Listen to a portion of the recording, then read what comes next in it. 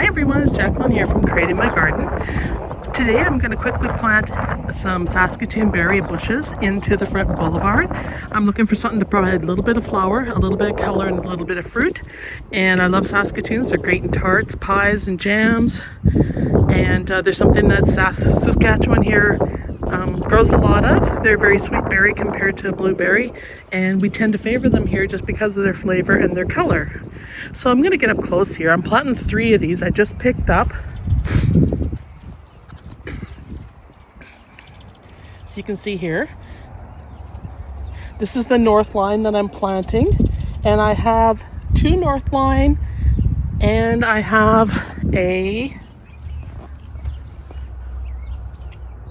bar smoky. So these are hardy, like -40, so they're perfect for zone 3B, which is what we are. So I'm going to dig these in right away before it pours rain on me, and you can see how they look after. These are pretty small shrubs. You can see they're not only about 1.5 feet, 2 feet tall, but bushes tend to grow fast. These are wild in Saskatchewan in various places. So yeah, so let's get these in, and these will help give us a little bit of wind protection and some privacy in the summer. And you can see my neighbors here. They have Saskatoons all along there, so I'm looking for somewhat of the same. You can see that I was going to put lilacs here. You might as well get some fruit if you can. It makes better use of the plants, and you know, with the price of groceries and everything going up, it doesn't hurt to plant more fruit trees and things, you know, as long as you can manage it, it's not too much work for you. All right, let's get these. So for the north line, it says that they're good to eat fresh. They produce an abundance of crops, maybe large berries, and they're good to zone 2. And as well, I forgot to mention, you can make wine with these, and it's a wonderful wine. And sometimes you'll see them in the liquor stores. You'll see Saskatoon wine, or alcohol again, non-alcoholic wine. So yeah, these are really good. These are going to probably get possibly 10 feet high. So that's a good size for a boulevard here for privacy and that. So I put the north line on the edge here. And then I'm going to put the smoky in the middle because I have 1 of them. And then another north line over here. And I'm putting them about 4 feet apart. So I want them fairly close so that they don't have a lot of gaps in them, just to keep the wind and stuff down. So, okay, let's get the rest of these in. So I'm basically digging a hole twice the size of the pot and then putting them in. So I'm going to go ahead and dig the holes, and I'll show you what they look like, and then we'll plant them. So how I'm measuring these is I'm just basically laying my shovel down to measure between the shrubs and get them fairly even spaced. I notice looking over here, this one over here is a little bit closer. So I'll just move my shovel over here and double check. And I think I'm off a bit. Yeah. All right, I'm just checking my lineup here, and they're lined up pretty good. I used my shovel to measure, and I need to move this one right here over a bit more because they're too tight based on my shovel measurements.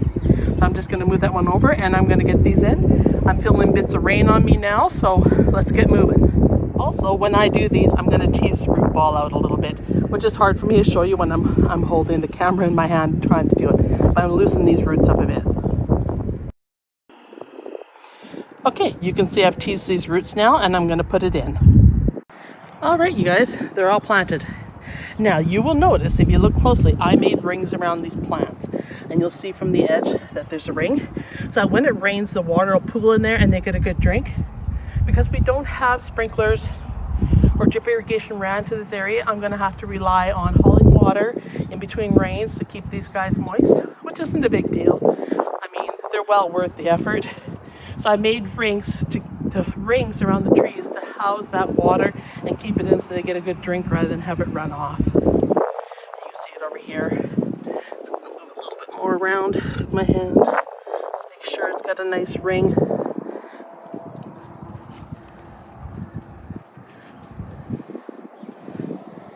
nice wall, I should say, ringer wall, however you want to term it. All right, there you go. All 3 are in. Yay, that project is complete. All right, so let's stand back here a little bit. So this area here, go back a little bit further so you can see. Get the mud off my shoes too. Ah, man, am I muddy.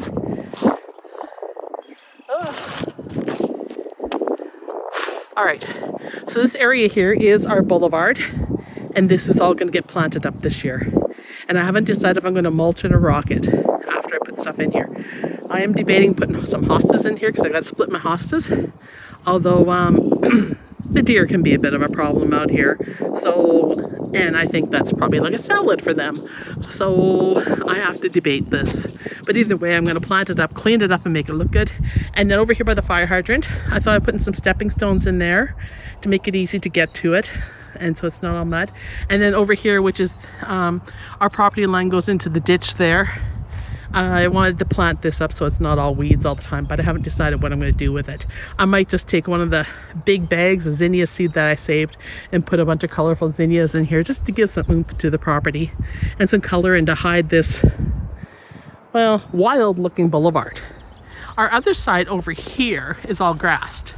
So the other thing I'm thinking about doing here is running a box along the edge here, down from the Saskatoon there. You see my shovel sitting there. And running a box down here and then planting it up with some annuals and stuff for color just to outline the driveway. Right from the Saskatoon bush forward. And then go over here on the other side of the driveway and put a box in there. Right along here, dig this up, and then put some colorful plants in there too. And make them little beds. And that should be really pretty because along the fence line here, sorry, not along the fence line, along the tree line I should say, I plan on planting that all up. Number 1, so we don't have to trim in there, and number 2, not to have to mow in that area. Plus, I want the boulevard to have some color in it, to be pretty. So, and I need so much color in my life, it just makes me feel good. So that's something I want to do as well, but small steps. So that's the plan, you guys. So anyhow, that's one project done. I'm very happy to have it in. We'll let Mother Nature water it, being it's one of those days.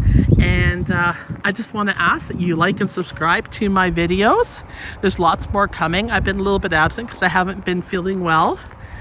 Got a little bit of a virus hit our house, so kind of threw off my game plan for doing videos. But like and subscribe to the videos, like I said. And don't forget to let gardening warm your soul. It really does do a person a lot of good to get out in the garden. It helps to reduce stress, and there's something about growing stuff yourself that just makes you feel so good. So even if you're on a balcony or you just got a few concrete blocks beside your back door, put some pots there, give yourself some color, and enjoy it. We only live once. Thanks again, everybody, and have a good day. Bye. Oh, and just to add to this video, a couple more things. Well, one thing, I just decided to do a walk around the yard and look. Somebody's digging up my tulips. Or not my tulips, my lily bulbs. Damn squirrels. Pardon my language, but I am not happy about that. So beware, if you have squirrels, man, they go hard on the old lily bulbs. And tulips too. They're not very discriminating in what they'll eat. They'll eat everything. Look at that. There's more stuff over there. Anyhow, I'm going to have to replant this right away. So, just a warning. Watch out for squirrels.